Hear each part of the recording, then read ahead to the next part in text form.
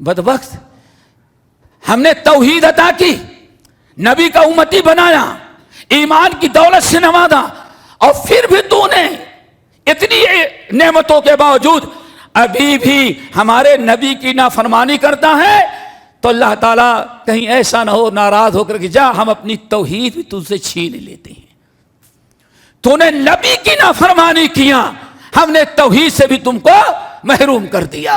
Film स्टारों की अदा, cricket खिलाड़ियों की शक्ल सूरत देख करके उनकी इक्तदा में, उनकी मोहब्बत में, उनके फैशन को अपनाने के लिए आज मुसलमान नबी की सुन्नत छोड़ दे रहा है।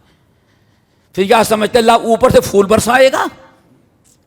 ऊपर से फूल तो नहीं बरसाएगा। अजाब की एक शक्ल यह भी है, सुल्लत अलैहिम अदुव्वहुम, अजाब की एक शक्ल यह भी है कि आसमान से कोई अजाब ना आए, जलजला कुछ भी ना आए, सैलाब ना आए, किसी जालिम कौम को इनके ऊपर मुसल्लत कर दे। पहले तो तुम पक्के क्या बन जाओ? मुआहिद बन जाओ। नंबर 2 मुत्तबे सुन्नत बन जाओ। नंबर 3 तुम अपने नफ्स से जिहाद करके पहले मुसलमान बनने की कोशिश करो। वो अल्लाह भी वही है, फरिश्ते उसके पास मौजूद है। इस फितन दौर में हमारी मदद वैसे ही अल्लाह करेगा जैसे उस वक्त के मुसलमानों के किया है। तो यहां कुल्ल उम्मती में कौन से उम्मत मुराद हैं, ये समझेंगे तब बात आगे बढ़ेगी और समझ में आएगा। आपका उम्मती 2 किस्म के, एक उम्मती तो ये बैठे हुए हैं जिन्होंने कलमा पढ़ा, वो आपके उम्मती। दूसरे इनको कहा जाता उम्मत इजाबत। क्या कहते हैं? उम्मत, क्या मतलब है? यानी अल्लाह के फरमान को कबूल कर लिया, नबी के तरफ को रसूल हमने तस्लीम कर लिया, रसूल पर ईमान ला लिया। इजाब व कबूल, उम्मत इजाबत, यानी दुनिया में जिन लोगों ने नबी सल्लल्लाहु अलैहि वसल्लम की दावत को कबूल किया, अल्लाह के फरमान को कबूल किया और रसूल सल्लम के रिसालत पर ईमान लाए, वो आपके उम्मती हैं, लेकिन उम्मत इजाबत हैं। और जो लोग ईमान नहीं लाए वो भी आपके उम्मती है, लेकिन उनको उम्मत दावत कहा जाता है। अबू लहब भी नबी का उम्मती था, अबू जहेल भी मुसल्लम ही का उम्मती था। ये जितने बड़े बड़े फराइना गुजरे हैं इस उम्मत में, सब मुसल्लम ही के उम्मती थे।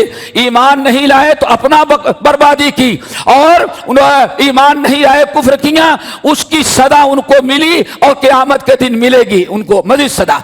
लेकिन जो लोग ईमान लाए हैं उनको उम्मत इजाबत कहा जाता है। अब यहाँ अल्लाह रसूल जो फरमा रहे हैं मेरे सारे उम्मती जन्नत में जाएंगे, वो मेरा उम्मती नहीं जाएगा जिसने इनकार कर दिया। बइत्तिफाक उलमा यहाँ उम्मत से मुराद उम्मत इजाबत है, यहाँ काफिर मुराद नहीं है, यहाँ कलमा पढ़ने वाला मुसलमान मुराद है। इसीलिए इमाम बुखारी रहमतुल्लाह अलैह ने इस हदीस को अपने सही के किताबुल एतिसाम बिल किताब व सुन्ना में नकल किया। तब तर्जुमा क्या होगा? कलमा पढ़ने वाले मेरे जो उम्मती हैं, अल्लाह अकबर, कलमा पढ़ने वाले हमारे जितने उम्मती हैं सबके सब जन्नत में जाएंगे, लेकिन मेरा कलमा पढ़ने वाला वो उम्मती जन्नत में नहीं जाएगा जिसने इनकार किया। आगे बात समझे? जब अल्लाह इतना नाराज हो जाए उम्मत दावत के बाद लोगों से, बल्कि पूरी हदीस सुन ले, कीला व मन अबा या रसूल अल्लाह, लोगों ने कहा या रसूल अल्लाह आपका कौन सा इतना उम्मती बदबख्त है जो इनकार कर दे। और फिर मैं जबान से इनकार नहीं करेगा, जबान से तो सब कुछ मेरे लिए जान देने के लिए तैयार होगा, लेकिन मेरा इनकार करने का मतलब क्या है? मन अताअनी फक़द दखलल जन्नह, जिसने इताअत किया वो तो जन्नत में गया, लेकिन जिसने मेरी नाफरमानी की फक़द अबा, गोया कि उसने इनकार कर दिया। دوستو اس سے بڑی وعید اور نہیں ہو سکتی. دیکھا غور کیا آپ نے, نبی کی نافرمانی کو لفظ ابا سے انکار کیا, یعنی تعبیر کیا, یعنی انکار کر دیا. یعنی نبی صلی اللہ علیہ وسلم کے بتایا ہوا راستہ, آپ کے اطاعت و فرما برداری, جنت کے لیے ایک بہترین راستہ اللہ نے مقرر کیا. من اطاعنی فقد دخل الجنہ, جس نے میری اطاعت کیا وہ جنت میں پہنچ گیا. لیکن جس نے میری اطاعت نہ کی, نافرمانی کیا, فقد ابا, وہ جنت میں جانے سے انکار کر دیا. دوستو قرآن پاک کی آیت, قرآن پاک کی آیت, نبی صلی اللہ علیہ وسلم کی نافرمانی جس کو جنت میں جانے سے محروم کر دیا گیا, کیا دنیا میں اللہ اس کو یوں ہی چھوڑ دے گا؟ سورہ نور کی آیت, فَلْيَحْذَرِ الَّذِينَ يُخَالِفُونَ عن امرہ ان تصیبہم فتنہ او یصیبہم عذاب علیم. اے لوگو یاد رکھنا, اللہ فرماتے ہیں فَلْيَحْذَرِ الَّذِينَ يُخَالِفُونَ عن امرہ ان تصیبہم فتنہ, جو لوگ میرے رسول کی نافرمانی کر رہے وہ اپنی حرکتوں سے باز آ جائیں. اللہ اکبر, یہ قرآن کی تعلیم ہے, یہ قرآن نے وارننگ دی ہے. فَلْيَحْذَرِ الَّذِينَ يُخَالِفُونَ عن أَمْرِهِ أَن تُصِيبَهُمْ فِتْنَةٌ, جو میرے رسول کا امر سمجھتے ہیں نا, امر حکم, ہمارے نبی کی سنت, ہمارے نبی کا حکم جو لوگ ٹھکرا دے رہے ہیں. فَلْيَحْذَرِ الَّذِينَ يُخَالِفُونَ عَنْ أَمْرِهِ, ہمارے رسول کے حکم کو جو چھوڑ دے رہے ہیں, نافرمانی کرتے ہیں, وہ ہمارے نبی کی نافرمانی کرنے سے بعد آ جائیں, اپنی اس حرکت سے توبہ کر لیں. اگر ایسا نہیں کرتے, یعنی اپنی حرکتوں سے بعد نہیں آتے, تو ان تصیبہم فتنہ, اللہ ان کو کسی فتنے میں مبتلا کر دے. دنیا کے اندر, یہ مرنے سے پہلے, اس دنیا پر میں, اس سرزمین پر رسول کی نافرمانی کرنے کے بعد انسان کبھی عزت نہیں پا سکتا دنیا کے اندر. ان تصیبہم فتنہ, بہت ممکن ہے کہ اللہ تعالیٰ ان کو کسی فتنے میں مبتلا کر دے. فتنہ سے جو فتنہ پھیلا ہوا دنیا کے بھی مراد ہے. اور بعض اہل علم نے, امام احمد بن حنبل جیسے امام نے کہا یہاں فتنہ سے مراد شرک ہے. اللہ اکبر, نعوذ باللہ من ھذا الخذلان. دو یاد رکھو کیا بیان فرمایا, یہاں اس سے مراد شرک ہے. اب کیا ترجمہ ہوگا, ان تصیبہم فتنہ, نبی کی نافرمانی کر رہے ہیں, اب کہیں ایسا نہ ہو جب بات نہیں آتے تو اللہ ان کو کسی فتنے یعنی شرک میں مبتلا کر دے. کیا نتیجہ نکلا بیٹے, یعنی اللہ تعالیٰ ناراض ہو کر کے اپنی توحید ان سے چھین لے. بدبخت, ہم نے توحید عطا کی, نبی کا امتی بنایا, ایمان کی دولت سے نوازا, اور پھر بھی تو نے اتنی نعمتوں کے باوجود ابھی بھی ہمارے نبی کی نافرمانی کرتا ہے, تو اللہ تعالیٰ کہیں ایسا نہ ہو ناراض ہو کر کہ جا ہم اپنی توحید بھی تجھ سے چھین لیتے ہیں. تو نے نبی کی نافرمانی کیا, ہم نے توحید سے بھی تم کو محروم کر دیا. میرے بھائیوں کہیں ایسا نہ ہو جائے کہ اللہ تعالیٰ توحید سے بھی محروم کر دے. یہ بڑی خطرناک چیز ہے دوستو. اسی لیے اس دنیا کے اندر عذاب کبھی ایسا تو نہیں ہے کہ ہم سب کچھ کر رہے ہیں لیکن 5% ہم کر رہے ہیں, 95% شرک میں مبتلا امت, بدعات میں مبتلا, ضلالت و گمراہی میں مبتلا, یہود اور نصارہ کے طریقے کی پیروی کر رہی ہو. کہیں ایسا تو نہیں کہ نبی کی نافرمانی کریں اسی لیے سارا عذاب, ساری بنائے ہم پر آئی ہوئی ہیں. اللہ اکبر. امام عبداللہ بن عباس رضی اللہ تعالیٰ عنہما کے قول پیش کرتے ہیں, بات بڑی سمجھ میں آ جائے گی دوستو. حج کے ایام تھے, حج کے مسائل بیان کر رہے تھے, حج کے مسائل بیان ہو رہی ہیں, کوئی عقیدے کی بات نہیں. حج کے کیوں نہیں, عقیدہ ٹھیک ہے, نہیں عمل کرتا تو اللہ چل جائے گا سب کو. یہ تمہارا فیصلہ, چل جائے گا, پتہ نہیں چلے گا کہ نہیں چلے گا. ان اللہ لا یغفر ما یشرک بہ, اللہ نے فرمایا ہاں چاہے گا تب معاف کرے گا, اور نہیں چاہے گا تو نہیں معاف کرے گا. یہ اللہ اپنے سے فیصلہ نہ کر لیں. عبداللہ بن عباس رضی اللہ تعالیٰ عنہ درس دے رہے ہیں, حج کے مسائل بیان کر رہے تھے. ایک صاحب نے کہا اٹھے, اچھا آپ تو یہ مسئلہ بیان کر رہی ہیں, فلاں نے تو یہ فتویٰ دیا ہے, فلاں اتنے بڑے صحابی تو نے فتویٰ دیا ہے. اللہ اکبر. عبداللہ بن عباس رضی اللہ تعالیٰ عنہ کا اتنا غصہ ہے, واللہ اگر اس حدیث کو, اسی اثر کو ہمارا مسلمان سمجھ لے اور اصلاح کر لے تو شاید زندگی سدھر جائے. دوستو کتنی پیاری بات, کتنی خطرناک بات. ادھر اللہ کے رسول کی مسئلہ, عبداللہ بن عباس مسئلہ بیان کر رہے ہیں, حدیث سنا رہے ہیں, اور ادھر ایک نے کیا کہا, آپ کہتے ہیں کہ فلاں نے تو ایسے کہا ہے. عبداللہ بن عباس نے کہا اوہ بڑے افسوس کی بات, اب ایک ایسے زمانے میں ہم زندگی گزار رہے ہیں, ہم تو اللہ کے رسول کی حدیث پیش کریں اور لوگ اللہ کے حدیث کے سامنے ابو بکر و عمر کا فیصلہ سناتے ہیں. اللہ کی قسم یوشکو ان تنزل علیکم حجارۃ من السماء. اب تو مجھے ڈر لگا ہوا ہے جب امت کے اندر یہ مزاج پیدا ہو جائے کہ نبی کی سنت کو سن کر کے, نبی کی حدیث اور فیصلے کو سن کر کے امتی کا قول پیش کرنے لگے اور اس کو حجت بنانے لگے, تو بہت ممکن ہے کہ اللہ تعالیٰ ایسی امت پر ناراض ہو کر کے آسمان سے پتھر کی بارش برسا دے یا کوئی دردناک عذاب آ جائے. آج آپ ذرا بتائیے, آج نبی کی سنت کو کس سے رد کیا جا رہا ہے؟ کیا حالات ہو گئے ہیں دنیا کے اندر. آج پہلے تو صرف اماموں کے لیے تقلید میں آئی, اماموں کی تقلید کے لیے, اماموں کی محبت میں حدیث کی تعویل کرتے تھے. اللہ کی قسم اس سے زیادہ آج کیا ہو گئے, فلم اسٹاروں کی ادا, کرکٹ کھلاڑیوں کی شکل صورت دیکھ کر کے ان کی اقتداء میں, ان کی محبت میں, ان کے فیشن کو اپنانے کے لیے آج مسلمان نبی کی سنت چھوڑ دے رہا ہے. پھر کیا سمجھتے اللہ اوپر سے پھول برسائے گا؟ اوپر سے پھول تو نہیں برسائے گا, اوپر سے اللہ عذاب. اسی لیے آیت کیا ہے, فَلْيَحْذَرِ الَّذِينَ يُخَالِفُونَ عَنْ أَمْرِهِ أَن تُصِيبَهُمْ فِتْنَةٌ. اللہ تعالیٰ فتنہ مبتلا کر دے, او يُصِيبَهُمْ عَذَابٌ أَلِيمٌ, یا دنیا ہی میں مرنے کے پہلے پہلے اللہ ان پر کوئی بڑا دردناک عذاب نازل کر دے.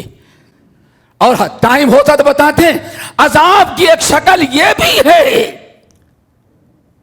سلط علیہم عدوہم. عذاب کی ایک شکل یہ بھی ہے کہ آسمان سے کوئی عذاب نہ آئے, زلزلہ کچھ بھی نہ آئے, سیلاب نہ آئے, کسی ظالم قوم کو ان کے اوپر مسلط کر دے. ابن ماجہ کی روایت, سلط اللہ علیہم عدوا من غیرہم, اللہ تعالیٰ کسی دشمن کو ان کے اوپر مسلط کر دے. دوستو کہیں ایسا تو نہیں, بات میری سخت لگتی ہوگی لیکن ذرا سوچیں آج کیا ہو رہا ہے. ایک تو توحید میں خلل, دوسرے اتباع سنت میں, یہ دو عمل. تیسرا عمل جو تھا دوستو, تیسرا عمل ہے وَتُجَاهِدُونَ فِي سَبِيلِ اللَّهِ بِأَمْوَالِكُمْ وَأَنفُسِكُمْ, اور اللہ تعالیٰ کے راہ میں جہاد کرو گے اپنے جان اور اپنے مال کے ذریعے. یہ تین اعمال. اب جہاد کی بات آئی, بہت لوگوں کے کان کھڑے ہو گئے ہوں گے. جہاد اس لیے کھول کے بیان کر دیں, جہاد کے 4 درجات ہیں. کتنے؟ 4. امام ابن القیم, جن کو امام اہل حدیث کہا جا سکتا ہے, امام السلفیہ کہا جا سکتا ہے, شیخ الاسلام ابن تیمیہ رحمۃ اللہ علیہ کے شاگرد, کبھی کتاب زاد المعاد فی ہدی خیر العباد آپ مطالعہ کریں. اور جہاد, سب سے پہلے جہاد نفس, جہاد بالعلم, سمجھ گئے نا, جہاد بالعلم.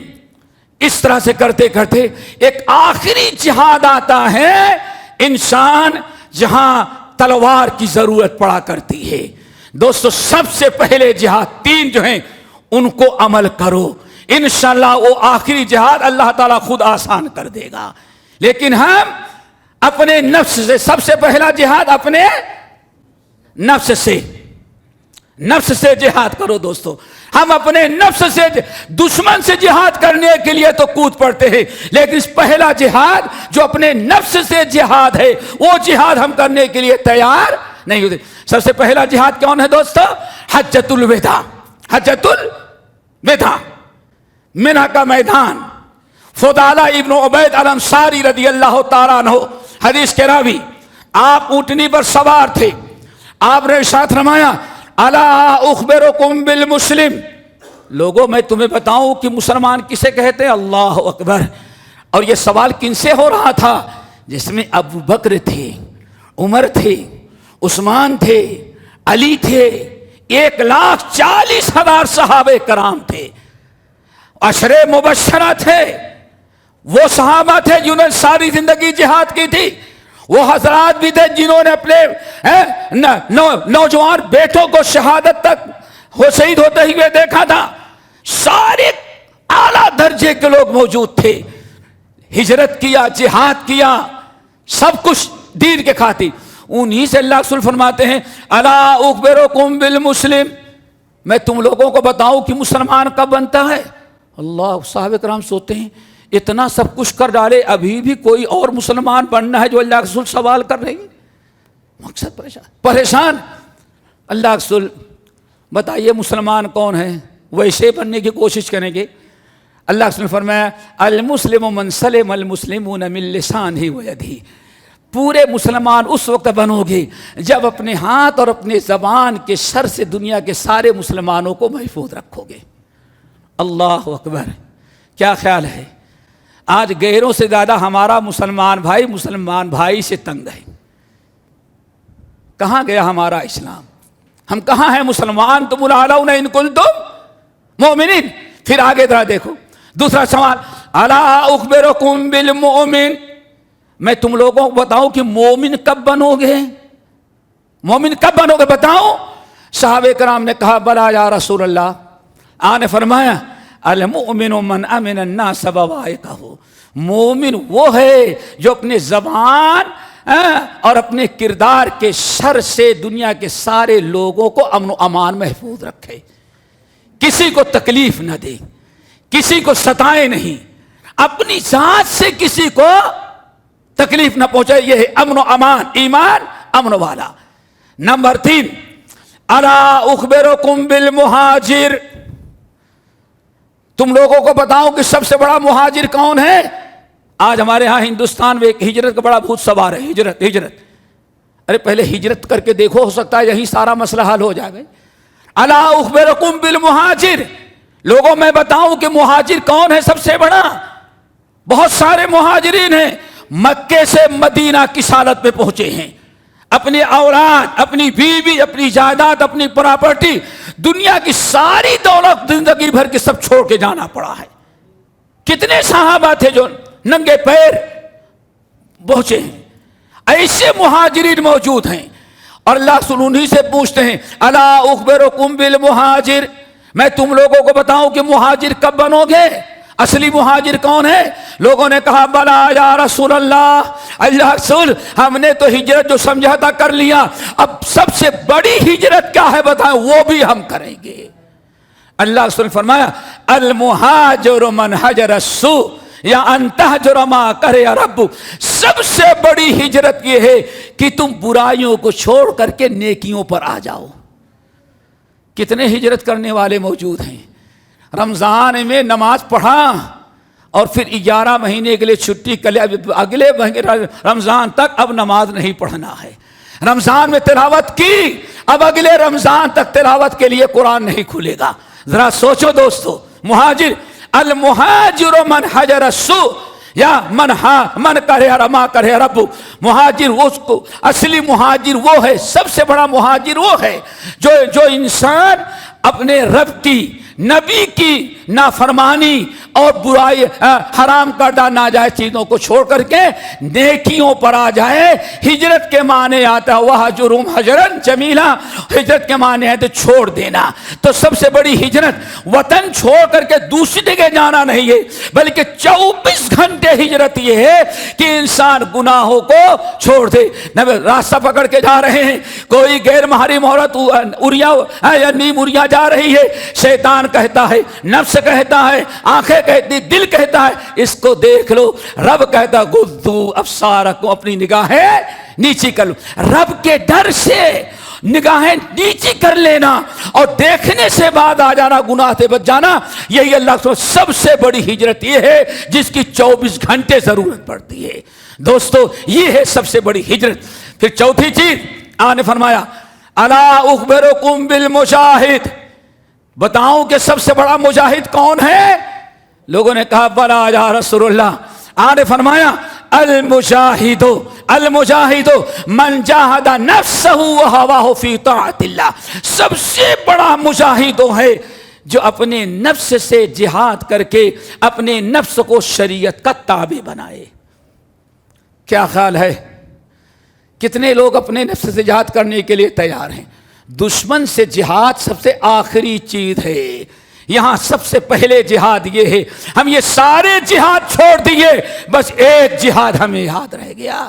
میرے بھائی سیڑھیاں ہیں اپنے نفس سے جہاد کرنا، اپنے نفس سے اور اپنے علم سے جہاد کرنا۔ المجاہد من جاہد نفسہ، جہاد کا مطلب ہے دین کو غالب کرنا، اور جب تک اپنے نفس جہاد نہیں کریں گے آپ کے عمل میں اسلام غالب نہیں آئے گا، آپ کے گھر میں اسلام غالب نہیں آئے گا، آپ کے بچوں میں اسلام غالب نہیں آئے گا۔ تو اس جہاد کو ذرا پہلے آپ کریں اپنے نفس سے۔ اور دوسرا جہاد کیا ہے دوستو؟ بہت عالی شان، اپنی زبان سے جہاد کرنا۔ جہاد باللسان، کس سے؟ جہاد باللسان۔ جہاد باللسان کیا ہے؟ اپنے نفس سے اپنے زبان سے جہاد کرنا۔ نبی صلی اللہ علیہ وسلم نے ارشاد فرمایا اس کے لیے زبان سے جہاد کرنے کے لیے کیا کریں گے بھائی؟ سامنے اسلام کی حمایت میں، رسول کی حمایت میں، اسلام کی حمایت میں، رسول کی حمایت میں، اسلام کو غلبہ کرنے کے لیے آپ کتاب و سنت کے ایسے دلائل سامنے والوں کو دے کہ سامنے والا لاجواب ہو جائے اور اسلامی تعلیمات اور دلائل غالب آ جائیں۔ یہ ہے اصل میں زبان سے جہاد۔ اسی لیے نبی صلی اللہ علیہ وسلم نے ارشاد فرمایا من جاء فی مسجدی ھذا، من جاء فی مسجدی ھذا، جو میری اس مسجد میں آیا، اور آنے کا مقصد کہاں ہے؟ لم یاتہ الا لخیر یتعلمہ او یعلمہ، میرے مسجد میں آیا اور آنے کا مقصد یہ ہے کہ وہ یہاں آنے کے بعد دین سیکھتا ہے یا دین سکھاتا ہے، کتاب و سنت کا علم سیکھتا ہے یا کتاب و سنت کو سکھاتا ہے۔ اللہ اکبر۔ آپ نے فرمایا من جاء فی مسجد ھذا لم یاتہ الا لخیر یعلمہ او یتعلمہ، جو میرا امتی مسجد میں آیا اور آنے کا مقصد نماز کو تو ہوتا ہی ہے، لیکن نماز کے علاوہ ایک بڑا مقصد ہی ہے یہاں دین سیکھے یا دین سکھائے۔ یہ اس وقت کی بات ہے دوستو جب مدرسے الگ نہیں ہوتے تھے، مسجد ہی مدرسہ اور مسجد ہی نماز کی جگہ، مسجد ہی دین سیکھنے کے لیے یہی مسجد ہوا کرتی تھی۔ آپ نے ارشاد فرمایا میری مسجد میں جو آتا ہے علم حاصل کرنے کے لیے یا علم حاصل کرانے، علم سکھانے کے لیے، آپ نے فرمایا فَهُوَ بِمَنْزِلَةِ الْمُجَاهِدِ فِي سَبِيلِ اللَّهِ، تو جب دین سیکھنے کے لیے آتا ہے تو اللہ تعالیٰ کے راہ میں جہاد کرنے والا سمجھا جاتا ہے۔ قرآن پاک سورۃ توبہ کی آیت، جب کچھ سارے لوگ جہاد میں جانے لگے تو اللہ نے منع کیا، سارے لوگوں کو جہاد میں نہیں جانا چاہیے تھا، کچھ لوگ جہاد میں جائیں اور کچھ لوگ یہاں مدینے میں رہ کر کے جہاں تلوار سے جہاد کی ضرورت پڑتی ہے، تلوار سے پہلے زبان سے جہاد کی ضرورت پڑتی ہے۔ اور جہاد کب کرے گا؟ جب انسان کے پاس ہتھیار ہو۔ ہتھیار کیا ہے؟ کتاب اللہ اور سنت رسول۔ اسی لیے سنن ترمذی کی روایت حضرت انس بن مالک رضی اللہ تعالیٰ عنہ روایت کرتے ہیں کہ نبی صلی اللہ علیہ وسلم نے ارشاد فرمایا من خرج فی طلب العلم فهو فی سبیل اللہ حتی یرجع، ہمارا جو امتی اپنے گھر سے نکلتا ہے علم حاصل کرنے کے لیے، کتاب و سنت کو سیکھنے کے لیے، وہ اللہ تعالیٰ کے راہ میں جہاد کر رہا ہے حتی یرجع، جب تک کہ واپس نہ آ جائے۔ اللہ اکبر۔ انسان کتاب و سنت کا علم حاصل کرنے کے لیے اگر باہر جاتا ہے، گھر سے نکلتا ہے یا کہیں دور دراز کا سفر کرتا ہے تو اللہ کے رسول نے ارشاد فرمایا جب تک واپس نہ آ جائے، ذرا غور سے سننا، حتی یرجع، عربی میں حتی کہتے ہیں انتہا کو، اس کی انتہا کیا ہے؟ سیکھ کر کے واپس آنا۔ جب تک سیکھ کر کے واپس نہیں آتا تب تک اللہ تعالیٰ کے راہ میں وہ جہاد کر رہا ہے۔ یہاں علامہ عثیمین رحمۃ اللہ علیہ اور بعد ہمارے مشائخ نے بڑی عجیب سے بات کہی، کہا کہ جہاد کے برابر ثواب کب تک مل رہا ہے؟ جب تک وہ دین سیکھنے کے لیے گیا ہے، حتی یرجع، اور جب واپس لوٹ کر کے آیا اور ممبر و محراب اور اسٹیج کے ذریعے اب اپنے علم سے لوگوں کو فائدہ پہنچا رہا ہے۔ نبی پہ کسی نے اعتراض کیا، اس دلائل کے ذریعے اس کو شکست دے رہا ہے۔ کوئی منکر کر رہا ہے، اپنے زبان کے ذریعے اس کو مٹا رہا ہے، اس کو روک رہا ہے۔ محلے کے کتنے منکرات، کتنی برائیاں انسان عالم کے وعد و نصیحت سے اصلاح کر لیتا ہے۔ اللہ کے رسول نے ارشاد فرمایا حتی یرجع، جہاد کے برابر ثواب کم مل رہا تھا جب تک دین سیکھ رہا تھا، اور جب واپس آ گیا اور سکھانے لگتا ہے تو اس کا مقام اللہ تعالیٰ کے ہاں مجاہد فی سبیل اللہ سے بھی زیادہ ہو جاتا ہے۔ کیوں دوستو؟ حسان بن ثابت کا نام تو سنا ہے نا؟ کون تھے بیٹے حسان بن ثابت؟ کون بتائے گا؟ ہے کوئی نام سنا ہے کبھی؟ شاعر رسول۔ آپ نے کیا سمجھا ہے؟ سب سے بڑی غلطی ہوئی، ہم جہاد کے لیے اڑنے لگے، اڑ کر کے جا رہے ہیں اور 3 زینے چھوڑ دیے۔ ایک زینہ چھوڑنے سے پیر ٹوٹ جاتا ہے تو 3 زینے چھوڑ دینے کے بعد کیا آپ کا پیر محفوظ رہے گا؟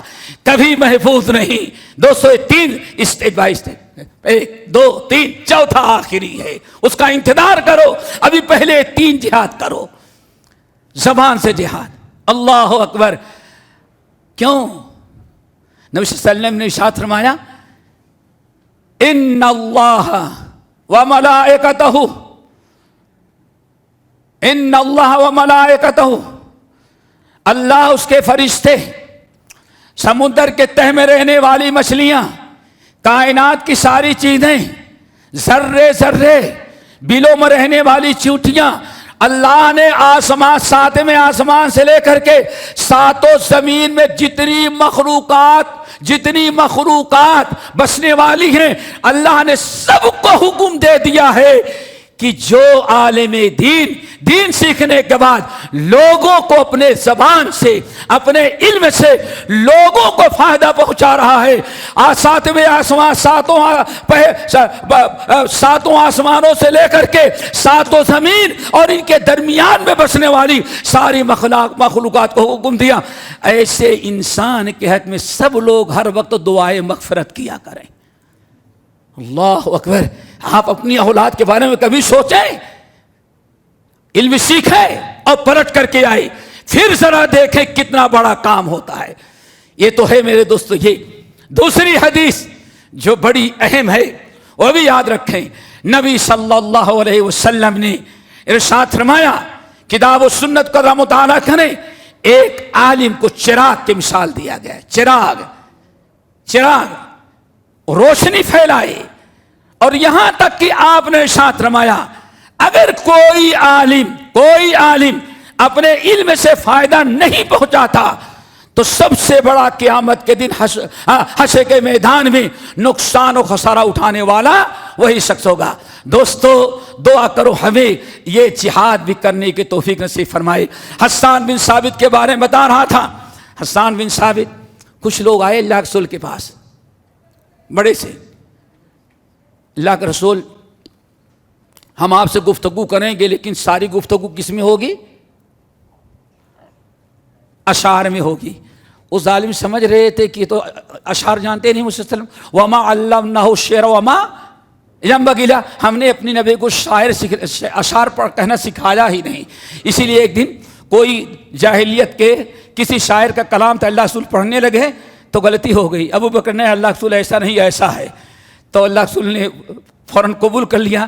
تو ابو بکر نے کہا سبحان اللہ، اسی لیے اللہ نے فرمایا ہم نے اپنے نبی کو شاعر نہیں بنایا۔ تو ان آنے والے مشرکوں نے بہترین موقع تلاشا کہ ہم گفتگو کریں گے کس سے؟ اشعار میں۔ اللہ رسول فرمایا شروع کرو۔ اللہ کے رسول فرمایا حسان میں تو اشعار نہیں جانتا، تم آ جاؤ میدان میں. ادھر سینکڑوں کی تعداد میں، یہاں کون سے جہاد ہو رہا تھا، کون سا مقابلہ ہو رہا تھا؟ اپنی زبان سے. لیکن کتنا اونچا مقام ذرا دیکھو. یہاں بیٹھ گئے. بلال نے کہا، حسان نے کہا شروع کرو. جب حسان نے جواب دینا شروع کیا دشمنوں کا اشعار میں، تو اللہ رسول فرمایا اللہم ایدہ جبرائیل، اللہ یہ اکیلا ہے، ادھر سینکڑوں ہیں، اللہ اس کی مدد جبرائیل امین کے ذریعے کر دے. پتہ چل گیا جہاں زبان سے جہاد کما، جہاں میدان جنگ میں، جہاں جہاد بھی سنان ہوتا ہے، وہاں فرشتے مسلمانوں کی مدد کے لیے آتے ہیں. وہیں جب زبانی جہاد شروع ہوتا ہے تو وہاں بھی جبرائیل امین آ جاتے ہیں. اللہم ایدہ بجبرائیل، اللہ یہ تنہا میرا امتی ہے. آج کفر و اسلام کا مقابلہ اشعار میں، اللہ ایسی مدد فرما کہ سارے شاعروں کو شکست دے دے. ادھر سینکڑوں ہیں، ادھر اکیلے جبرائیل حسان بن ثابت مقابلہ کر رہے تھے. کچھ دیر مقابلہ کیے، ایک کا جواب دیا، دو کا دیا، سب تکنے لگے وہاں. تو اللہ رسول فرمائے جبرائیل اہجہم، جبرائیل تیر چلاؤ اپنا. تیر کس سے؟ اپنی زبان کا تیر. یعنی کیا مطلب؟ اپنے زبان سے اشعار پڑھو، گھبراؤ نہیں. فَإِنَّ مَعَكَ جبرائیل، اکیلے نہیں ہو، اللہ نے تیری مدد کے لیے ایسے موقع پر جہاں زبان سے جہاد کر رہا ہے، تیری مدد کے لیے تیرے بازو میں جبرائیل امین کو کھڑا کر دیا. اللہ فرشتوں کے ذریعے مدد کرتا ہے، لیکن کب؟ جب ہم اسلام کے بتائے وصول کے مطابق اسلام کی حفاظت کرنا چاہیں، دین کی حفاظت کرنا چاہیں، اور جہاں وصول و ضوابط ہم چھوڑیں گے تو وہی حشر ہوگا. سیڑھی پر چڑھنے کے بعد چھلانگ لگاؤ گے تو نیچے آ گئے، ہاتھ بھی ٹوٹا، پیر بھی ٹوٹا، اور صحت بھی برباد ہو گئی. دوستو ایک نظام ہے. نبی علیہ الصلوۃ والسلام ام المومنین عائشہ رضی اللہ تعالی عنہا کہتی ہیں نبی صلی اللہ علیہ وسلم کبھی کبھار مسجد نبوی میں باقاعدہ ایسے اسٹیج لگاتے تھے آج کی اصطلاح میں، اور سب لوگ سامنے رہتے. حسان کھڑے ہو جاؤ، جواب دو ان کا، مشرکین کا، بت پرستوں کا جواب دو. اور بیان کیا فرمایا؟ حسان عجب انی، حسان میری طرف سے ان کا جواب دو. یہ زبان سا جہاد تھا. کتاب و سنت کا علم ہو، حقیقت کیا ہے، الزام کیا لگایا جا رہا ہے، ہم سب سے پہلے دلائل کے ذریعے اس کو، علم کے ذریعے اس کو ہم قلعہ کما کریں. آنے فرمایا حسان تم اپنے زبان سے اشعار کہو، اللہ کی قسم تمہارے یہ اشعار جو ہیں تیر کے ذریعے اتنا ان کو زخم جو لگتا اس سے کہیں زیادہ ان کے دل کو دکھ کس سے ہو رہا ہے؟ تمہارے ان اشعار کے ذریعے. کیوں؟ کسی نے کہا جراحات السلان لہلتیام ولا یلتام ما جرح اللسان. انسان کے ہاتھ پیر کبھی کٹا تو ٹانکے لگ جاتے ہیں، چند دنوں کے بعد سب صحیح ہو جاتا ہے، لیکن دل میں جو زبان کے تیر سے زخم پہنچتا ہے مرتے دم تک انسان اس کو بھولتا نہیں. تو دوستو ہم یہ کہیں گے سب سے پہلے تعلیم حاصل کرنا، یہ جہاد فی سبیل اللہ کا بہت بڑا حصہ ہے. ہم کتاب و سنت کی تعلیم حاصل کریں، اور جب کتاب و سنت کی تعلیم حاصل کریں گے تو ہمیں زبان سے، ہم اپنی زبان سے اسلام کی حمایت، نبی کی حمایت، اسلام کی تائید، پتہ نہیں کتنے سربلندی کی باتیں کریں گے، اور یقیناً ہمیں اللہ تعالیٰ کامیابی کرے گا. جو اللہ جبرائیل امین کو اس وقت مدد کے لیے بھیجا تھا، کب؟ میدان بدر میں بھیجا جب تلوار سے جہاد ہو رہا تھا، اور مدینے میں بھیجا جب زبان سے جہاد حسان کر رہے تھے. تو انشاءاللہ فدائے بدر پیدا کر فرشتے تیری نصرت کو اتر سکتے ہیں. دردو سے کتار اندر کتار، اب بھی وہ اللہ بھی وہی ہے، فرشتے اس کے پاس موجود ہیں. وما یعلم جنود ربک الا ہو. ذرا علم حاصل کرو، دلائل اکٹھا کرو، کتاب و سنت سیکھو. اس فتن دور میں ہماری مدد ویسے ہی اللہ کرے گا جیسے اس وقت کے مسلمانوں کی کیا ہے. لیکن مشکل یہ ہے ہم یہ وصول و ضوابط ترک کر چکے ہیں. میرے بھائی بات چل رہی تھی متى نصر اللہ، ٹھیک ہے نا بیٹے، مدد کب آئے گی؟ اللہ نے فرمایا یہ 3 اعمال کر لو. پہلے تو تم پکے کیا بن جاؤ؟ موحد بن جاؤ. नंबर 2 मुत्तबे सुन्नत बन जाओ। नंबर 3 तुम अपने नफ्स से जिहाद करके पहले मुसलमान बनने की कोशिश करो। इल्म हासिल करके पहले किताब सुन्नत के दलाइल इकट्ठा करो। देखो अल्लाह ताला हमारी जरूर मदद करेगा। और मेरे भाइयों, अब आगे अल्लाह ने जब तुम ये सब कर लोगे तो जन्नत में क्या क्या मिला? महल मिले, गुनाहों की मगफरत हुई, बड़े दर्जात मिले। आगे नसरुम मिनल्लाहि व फतहुन करीब, ये तीनों अमल कर लोगे फिर अल्लाह ताला की नुसरत और मदद भी तुम पर नाजिल होगी।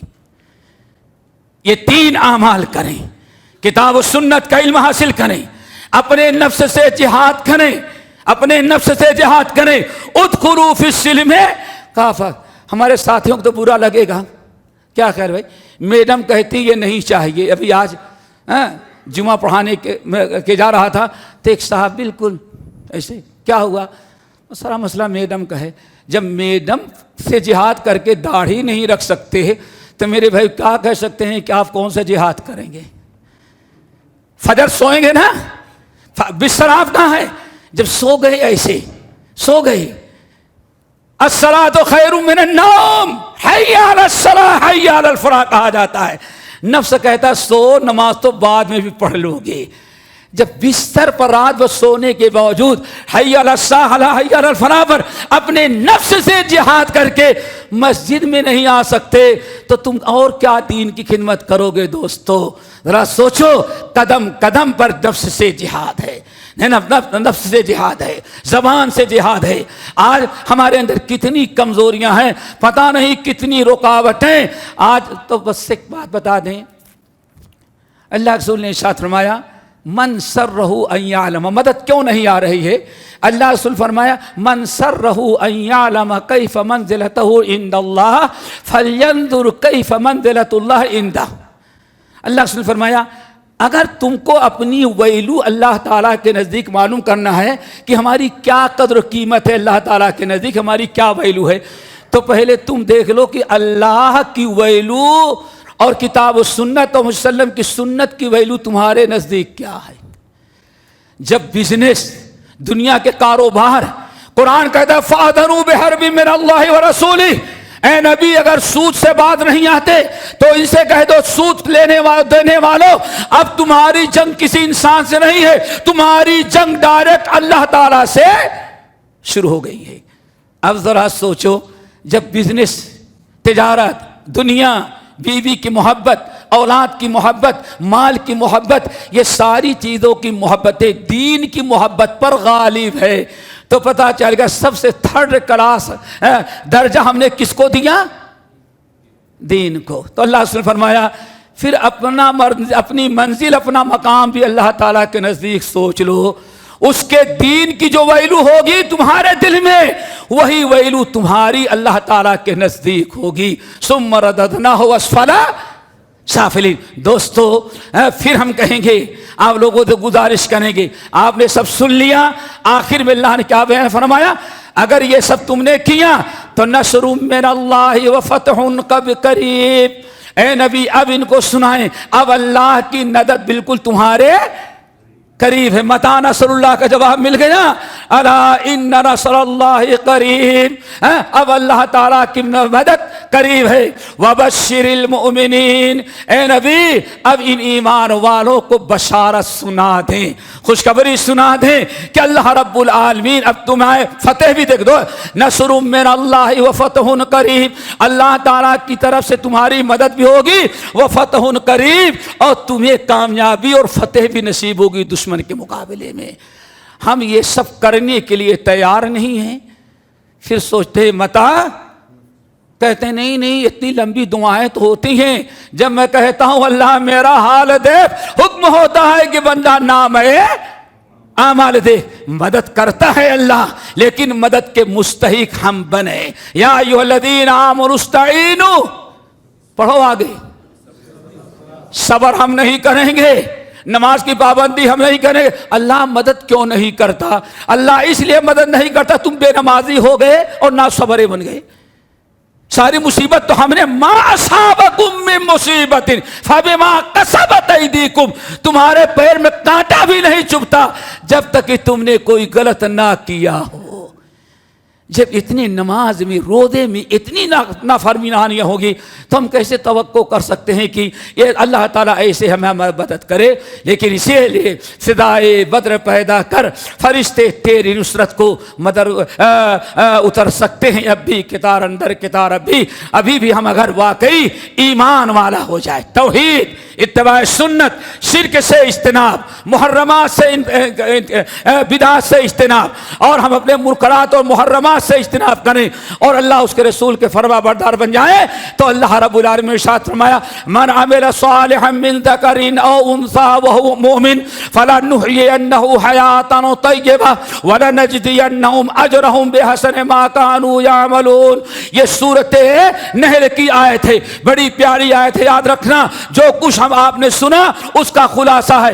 اللہ نے فرمایا من عمل صالحا من ذکر او انثى، تم میں سے جو بھی ایمان کے ساتھ ساتھ عمل صالح کی پابندی کرے گا، چاہے مرد ہو یا عورت ہو، لیکن ایمان کے بعد اگر عمل صالح کی پابندی کرے گا فَلَنُحْيِيَنَّهُ حَيَاةً طَيِّبَةً، دنیا ہی میں اس کو بڑی پاکیزہ، بارونق، خوشحال، عزت کی زندگی ہم دنیا ہی میں عطا کر دیں گے۔